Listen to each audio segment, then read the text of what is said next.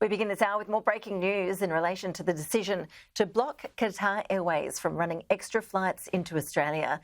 Sky News has obtained a letter from women who were subject to invasive strip searches in Doha 3 years ago. And we can now reveal what it says. Our political editor, Andrew Clennell, has the exclusive details. Andrew, what does the letter say? Well, this is the letter from Australian women. This is the letter from Australian women who were invasively strip searched at a Qatari airport in 2020, which the Transport Minister, Catherine King, says was a factor in her decision to not allow Qatar Airways another 28 flights a week into Australia. Minister King admitted this morning it wasn't the only factor in her decision, and the opposition have accused Prime Minister Anthony Albanese of doing a favour for outgoing Qantas Chief Executive Alan Joyce, a claim the Prime Minister denies. The letter to Ms King, dated June 27, says, quote, "Dear Minister, we are 5 Australian women who on October 2nd, 2020 were passengers on a Qatar Airways flight to Sydney departing from Hamad International Airport in Doha. You may or may not be aware of the situation that occurred, but on the night of 2nd of October, a newborn baby was found in a rubbish bin in the transit area of Doha Airport. At this time, we were awaiting takeoff on board our flight.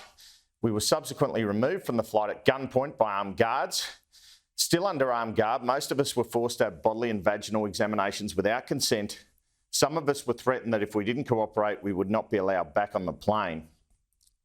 After we landed in Sydney, a few of us wrote to Qatar Airways complaining of this appalling and frightening treatment, but no response was given, nor was any personal apology offered. Despite numerous further attempts to meet with Qatar Airways refused to engage with us. Qatar Airways allowed and directed us to be taken off the flight, including one of us who was with our 4-month child at the time and one of us who was legally blind and in their 70s. We were kept hostage at gunpoint and most of us were then examined vaginally without consent. Our human rights were blatantly violated. And we gather from media reports that Qatar Airways is requesting more landing rights in Australian airports.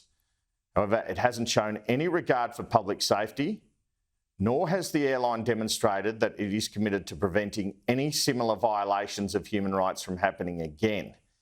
Instead, it has been adversarial and arrogant in its attitude to the few women who have stood up and asked for an apology, as well as sureties for safety of women whilst travelling with the airline. It is our strong belief that Qatar Airways is not fit to carry passengers around the globe, let alone to major Australian airports. When you are considering Qatar Airways' bid for extra landing rights, we beg you to consider its insensitive and irresponsible treatment of us and its failure to ensure the safety and dignity of its passengers." And the women go on, "We implore you to instead consider an airline that will uphold human rights." So this is what the Minister wrote back on July 10, 13 days after that letter was written from the women. Ms King wrote, "As most Australians were, I was shocked by what happened to you at Hamad International Airport. The treatment that you received was disgraceful. All travellers deserve to be treated with dignity and respect. Your experience remains in my thoughts as well as those of my colleagues. The Australian government is not considering additional bilateral air rights with Qatar."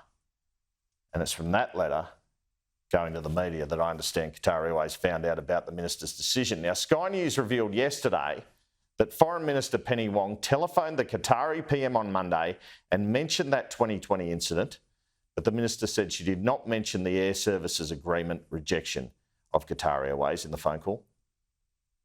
Senator, you spoke with the Prime Minister of Qatar on Monday. Why did you make the call and why were the 2020 strip searches raised? Were you seeking some kind of reassurance that that wouldn't happen again? And was that the real reason behind why those additional flights weren't allowed? I initiated the call to discuss a range of bilateral matters. One of those obviously is in relation to the Hamad airport incident. That's something I spoke about in opposition, and obviously was a very distressing event for the women concerned. I also wanted to raise some multilateral issues ahead of UNGA. As you have flagged, the bilateral air services agreement was not discussed in the call. Thanks. Reassurances it wouldn't happen again? Well, I think the Qatari government has already made some public statements, in fact under the previous government, in relation to that. Minister King saying at a press conference held at 7 o'clock this morning, the strip search was a factor, but not the only factor in her decision. But she won't say what the other factors were. I received a letter from Mark lawyers on behalf of these women detailing their experiences, which are pretty awful. I consulted colleagues prior to the decision, but the decision was mine. I took the decision on the 10th of July, signed a letter to the women informing them that that decision had been made on the 10th of July. You can read what you want into that, but certainly it wasn't the only factor. It was. What are the other factors then? Well, again, as I said, I don't think it's helpful for me to point to any one factor. We make decisions in the national interest all of the time. But you have just pointed to one factor. I haven't pointed to that as one factor. Why would the Foreign Minister have made a phone call to Qatar's Prime Minister yesterday discussing that issue of the strip search? What does the government hope to get out of bringing that up in a month like this from Qatar? I think that's a question you'll need to ask Minister Wong. So, Ashley, this is a very distressing and disturbing letter, these allegations. And it does come to the Minister 13 days before she makes her decision. But she's given other answers, including in the House, on why she refused Qatar Airways, including Australian jobs. And now it's the strip search, and there's another factor she won't name. So you can see why the government's got in a bit of a pickle over this. Does it not want to admit the strip search is the main reason? She denies it's to do with Qantas's commercial interests, but that's certainly the suspicion of the opposition. The government would be in much less of a hole on this issue if they came clean and, like with a lot of government decisions, just listed every single reason that they refused Qatar Airways extra flights into Australia. Having said that, from what the Minister said this morning, I do believe that in a few months' time, Qatar Airways will have their request approved. Andrew Clennell, with that breaking news out of Canberra, thank you. And we are going to have more on the fallout of that Qatar decision with Robin Ironside, the aviation writer at The Australian, a bit later in this bulletin. Andrew, thank you.